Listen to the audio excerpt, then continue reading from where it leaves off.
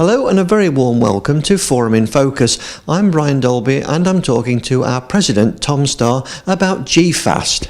Tom, now people think that G.fast is just another version of DSL, but it's much, much more than that, isn't it? Oh, certainly. Yeah, and its origins does come from DSL, and in a way we borrowed the best from ADSL and from VDSL and has come up with a new generation of technology. And the idea is that this really is a giant step beyond DSL. So it was given a name that was a little different because this is a lot different than DSL. The first thing, of course, everyone always thinks about on G.fast is it's fast. It does provide bit rates that are far beyond what DSL, even vectored VDSL, could achieve, up to 1 gigabit per second. In some cases, and so it sort of deserves its own name. Actually, tell me where the name did come from. Right. Well, G.fast was developed in the ITU. The name, it's really a nickname for it. If you go and you actually look for the standard by that name, you may not find it because in the ITU, the official name is G.9701 and 9700, and so those are the official names. Obviously, those aren't very catchy names, so it was called G.fast. I think it's a good nickname for it. Yeah. Now, among the sort of the highlights for operators are the self-install capability of G.fast, but something called reverse power. Yes. Yeah, reverse power is one of the things that sets it apart from the previous technologies. With G.fast, you're running fiber to very close to the customer's premises, normally within 100 or 200 meters, and that means the fiber is getting very, very close, and you're having to put in a lot of very small nodes. Well, the problem with that is getting power to those nodes.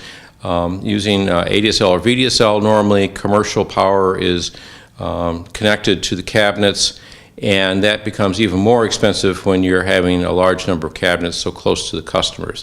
So that problem has been avoided by the reverse power concept. The idea being here is that you're using the copper drop wire, telephone wire, anyway to the customer premises, and use that copper to feed power backwards, if you will, from the customer premises. Normally the residential gateway has the power supply and also normally batteries, and that can feed a current over the subscriber line back to the normally a pedestal that serves a small number of lines. And so the power is coming from the customer premises over the telephone wires to the what we call DPU, the distribution point unit, and it's powered from that current coming from each subscriber line. Now, one question people often ask is, well, what happens if you have only one subscriber?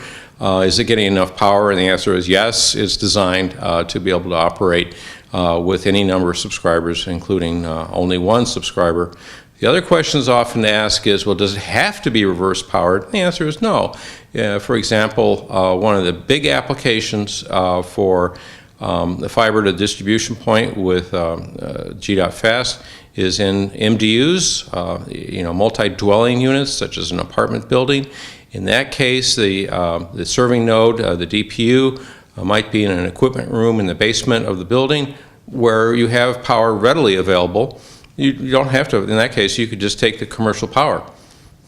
Well, that's very clever concept, isn't it? Talking of equipment, I think another advantage is the fact that the actual equipment itself is much smaller. Yes, indeed. Yeah, we've certainly service providers have encountered the issue with these refrigerator-sized cabinets. Nobody wants it in their backyard. I don't want it in my backyard. And so it can become quite a challenge from a civil works standpoint, getting the approval to put the cabinets in where they have to be in order to reach the subscribers. That is surprising, such a mundane thing.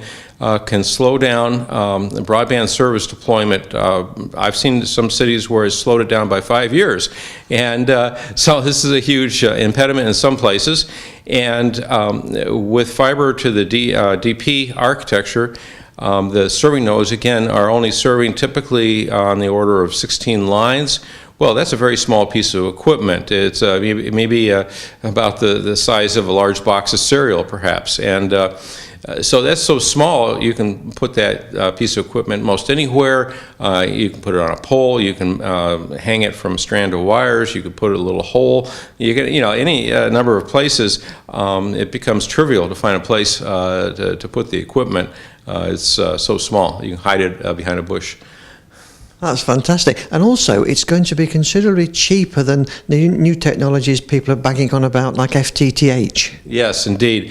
Well, and it is a lot cheaper, and I think a lot of people are going to be surprised with G.fast because it is a lot less expensive than the alternatives, much lower cost than fiber to the home.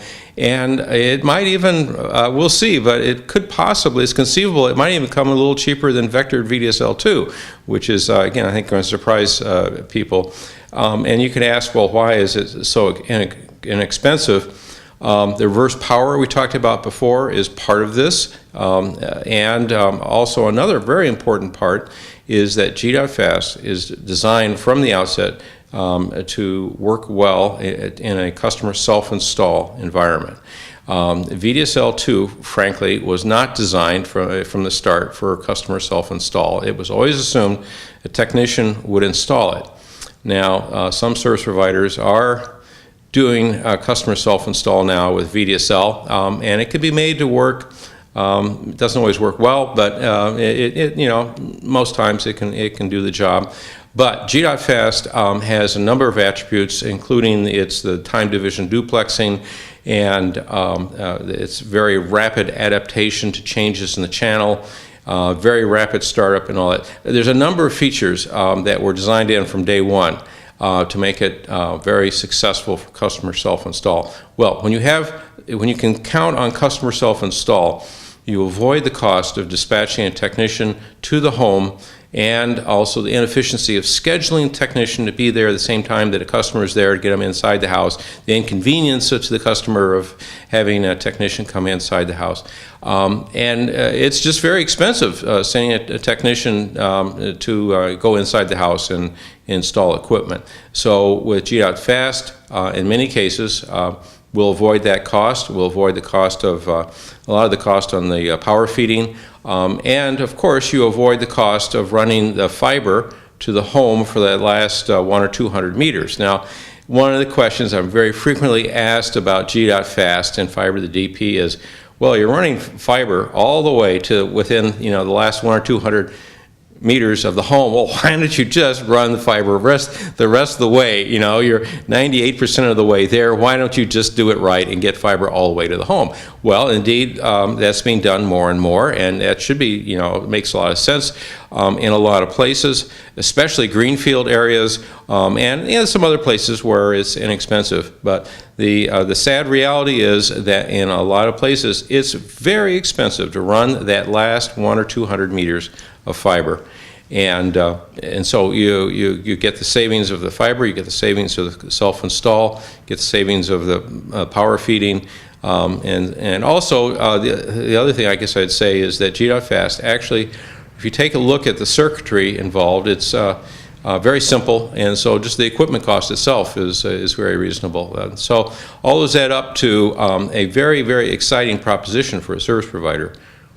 Yeah, and of course, in a few years' time, the good old PSTN will no longer be with us. And I think, once again, it's compatible with that day when it dawns. Yes, indeed. G.fast, for today, it can work with the voice services.